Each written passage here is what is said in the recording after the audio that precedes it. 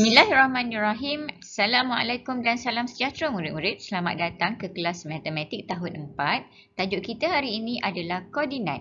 Kenal dan tentukan koordinat.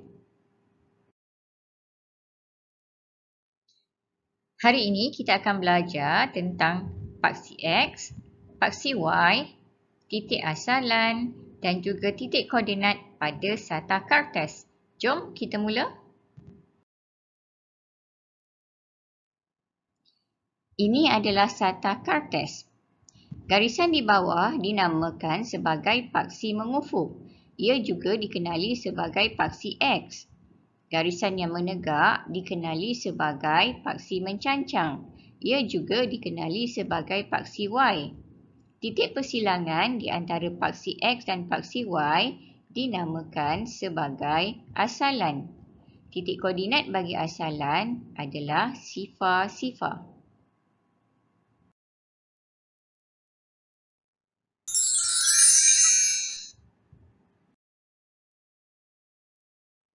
Bagaimana cara untuk menulis koordinat?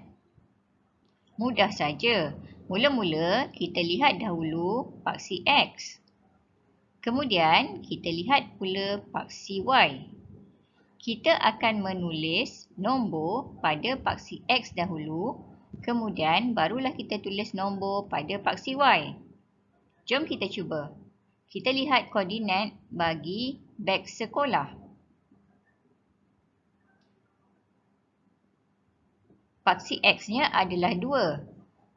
Jadi, kita tulis kurungan 2 dan koma. Kemudian, kita lihat paksi Y-nya. Paksi Y-nya adalah 3.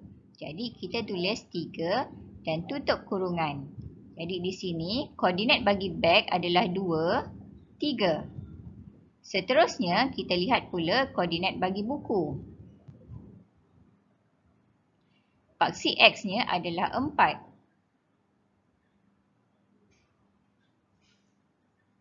Paksi Y-nya adalah 5. Jadi, koordinat bagi buku adalah 4, 5. Seterusnya, kita lihat pula koordinat bagi bola. Paksi X-nya adalah sifar. Dan paksi Y-nya adalah 1. Paksi X-nya adalah sifar. Paksi Y-nya adalah 1. Jadi koordinat bagi bola adalah sifar 1. Akhir sekali kita lihat pula koordinat bagi apple. Paksi X-nya adalah 3. Dan paksi Y-nya adalah sifar. Jadi koordinat bagi apple adalah 3 sifar. Paksi X-nya adalah 3. Paksi Y-nya adalah sifar. Jadi koordinat bagi apple adalah 3 sifar. Ketika kita menulis koordinat, kita perlu juga pastikan terdapat kurungan dan juga koma di tengah-tengahnya. Mudah kan?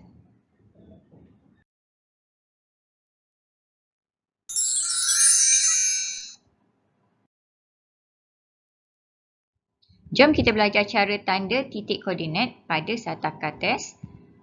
Kita lihat pada soalan. Tandakan koordinat P di 3, 4. Kita tahu 3 berada di paksi X dan 4 berada di paksi Y. Baik, ada beberapa langkah yang perlu kita ikut. Yang pertama, kita tahu paksi X sama dengan 3. Jadi, kita akan gerakkan 3 unit ke kanan dari asalan. 1, 2, 3. Oleh sebab paksi Y berada di 4, jadi kita akan gerakkan 4 unit ke atas. 1, 2, 3, 4. Kemudian kita tandakan titik P. Dan akhir sekali kita labelkan titik P. P, 3, 4. Siap. Mudah kan? Kita teruskan dengan contoh yang kedua. Tandakan koordinat R di sifar 3. Sifar berada di paksi X dan 3 berada di paksi Y. Oleh sebab paksi X-nya sama dengan sifar, jadi kita akan letakkan saja pensel di asalan. Kita lihat paksi Y berada di 3, jadi kita akan gerakkan 3 unit ke atas. 1, 2, 3. Kemudian kita akan tandakan titik R. Dan akhir sekali kita akan labelkan titik R. R sifar 3. Siap. Dan contoh yang terakhir, tandakan koordinat T di 2 sifar. Kita tahu 2 berada di paksi X dan sifar berada di paksi Y. Bagaimana kita nak tandakan koordinatnya? Baiklah, paksi X adalah 2. Jadi kita akan gerakkan 2 unit dari asalan. Ini adalah asalan. 1, 2. Paksi Y-nya adalah sifar. Bermakna tiada sebarang pergerakan berlaku. Paksi Y berada di sifar. Jadi, tiada sebarang pergerakan berlaku bagi paksi Y. Kemudian kita akan tandakan titik T dan akhir sekali kita akan labelkan titik T. Jadi koordinat bagi titik T adalah 2 sifar. Mudah kan?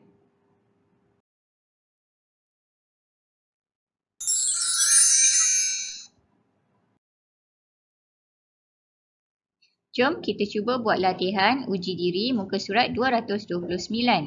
Soalan nombor 1. Sata Kartes menunjukkan barang yang dijual di kedai Go. Harga barang pula dinyatakan dalam jadual. Ini adalah Sata Kartes, ini adalah barangan yang dijual dan yang ini adalah senarai harganya. Kita lihat soalan nombor 1 ataupun soalan A, nyatakan koordinat. Kita dah belajar untuk menyatakan koordinat, perkara pertama yang perlu kita buat adalah lihat paksi X, kemudian lihat paksi Y. Baik, soalan nombor 1, bola. Apakah koordinat bagi bola? Baiklah, ini adalah bola. Kita lihat paksi X-nya dahulu.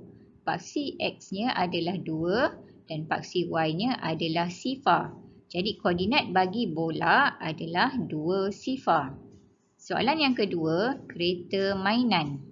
Kereta mainan berada di sini. Lihat paksi X-nya. Paksi X-nya adalah 5 dan paksi Y-nya adalah 4. Jadi, koordinat bagi kereta mainan adalah 5, 4. Kita teruskan dengan soalan B. Amalina membeli barang yang berada di koordinat sifar 2, 3, 5 dan 2, 3. Hitung jumlah bayarannya. Kata kunci di sini adalah jumlah bayaran. Bermaksud dia perlu tambahkan semua barangan yang dia beli. Tapi apakah barangan yang dia beli? Baiklah, kita lihat barang apakah yang berada di sifar 2. Sifar 2. Sifar di sini mewakili paksi X dan 2 mewakili paksi Y. Jadi sifar 2. Sifar 2 adalah anak patung. Jadi Amalina membeli 1 anak patung. Baik, kemudian kita lihat pula koordinat bagi barangan yang berada di 3, 5. Jadi kita lihat 3, 5. 3, 5 adalah buku. Jadi Amalina membeli buku. Dan akhir sekali 2, 3. 2 di X dan 3 di paksi Y. Okey, jadi koordinat 2, 3 adalah beg. Baiklah, ini adalah barangan yang dibeli oleh Amalina dan kita perlu menghitung jumlah bayarannya. Jadi kita perlu tambahkan kesemuanya. Anak patung berharga RM17.80, buku berharga RM8.50 dan beg berharga RM24. Jadi awak akan tambahkan seperti biasa untuk mencari jumlah bayaran yang perlu dibayar oleh Amalina. Boleh faham ya? Mudah saja kan?